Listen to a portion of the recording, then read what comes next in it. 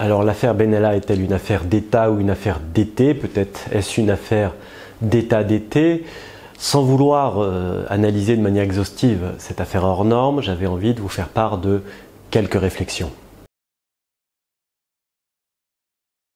Si l'on en croit les auditions devant les commissions d'enquête, Alexandre Benalla a été recruté parce qu'il avait participé à la campagne du candidat Macron. Or, la Déclaration des droits de l'homme et du citoyen a posé le principe de l'égal accès aux emplois publics. Donc, normalement, à ce type de poste, on ne doit être recruté qu'en fonction de ses mérites et non pas en remerciement d'une participation à une campagne électorale.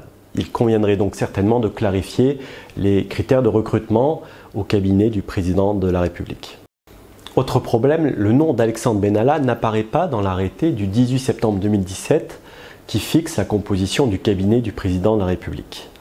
Cette opacité lui a permis de se soustraire à ses obligations envers la haute autorité pour la transparence de la vie publique.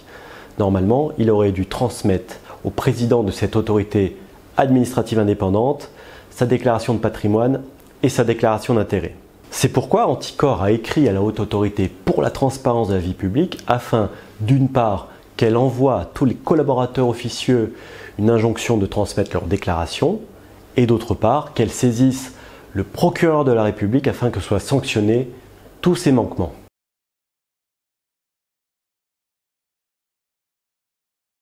Le procureur de la République n'avait pas été informé des curieux agissements d'Alexandre Benalla. Or, l'article 40 du Code de procédure pénale impose à toute autorité constituée, tout officier public ou tout fonctionnaire de signaler immédiatement les délits dont il aurait connaissance dans le cadre de ses fonctions. Le problème de l'article 40, c'est qu'il n'est pas assorti d'une sanction pénale en cas de non-respect. Cette affaire met en lumière la carence du dispositif actuel qui permet aux plus hautes autorités de l'État de ne pas respecter les obligations de signalement contenues dans l'article 40.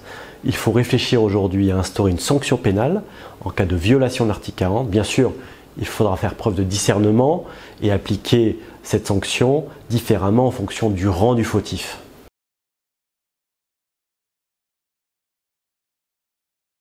Le 19 juillet 2018, le porte-parole de l'Élysée a déclaré qu'Alexandre Benalla avait été sanctionné par une suspension de salaire de 15 jours. Or, c'est faux. Son salaire a été maintenu et il n'a fait l'objet d'aucune sanction. D'ailleurs, une telle sanction était impossible car elle n'était pas prévue dans son contrat de travail. Lorsque le porte-parole de l'Élysée ment, il ne commet aucun délit. C'est autorisé. Ce qui est gênant, c'est qu'il est censé s'exprimer au nom du président de la République. Il faudrait certainement créer une sanction pénale à l'encontre d'autorités comme le porte-parole de l'Élysée ou le porte-parole du gouvernement qui mentiraient lors d'une conférence de presse, afin d'éviter que le président de la République ou le Premier ministre puisse mentir par procuration.